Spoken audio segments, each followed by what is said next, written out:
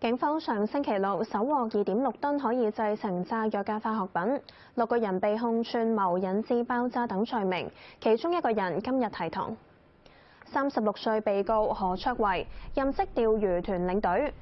佢上星期被捕之後要入院治療，朝早出院，被押解到東區裁判法院提堂。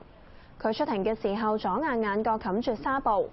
控罪指佢串謀其他人導致爆炸，性質相當可能會危害生命，或者對財產造成嚴重損害。裁判官拒絕佢保釋，要繼續還押。案件押後至6月26號。同案仍然有1個被告未出院。